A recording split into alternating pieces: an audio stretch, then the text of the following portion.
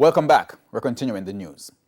More than 10 people were arrested and charged in less than 24 hours in Clarendon for breaches of the Disaster Risk Management Act.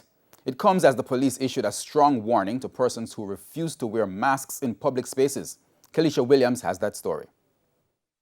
The Clarendon police are not letting up on people who continue to flout the COVID-19 protocols. Today, Maypen was their destination, and for those found in breach, this truck was on standby to take them to the police station. Special emphasis was placed on the Disaster Risk Management Act. This is due to the impact of COVID-19 through the island of Jamaica. We believe through enforcement, the security forces will significantly lower the spread of same. It was a joint operation with the Jamaica Defense Force, the Transport Authority, and the Maypen Municipal Corporation. The operation was so intense that it quickly drew a crowd. Today, we arrested 5 persons. However, only 3 persons were charged.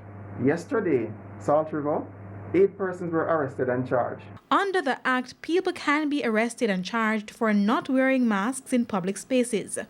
The government is also working to implement a ticketing system where people could pay a fine of $5,000.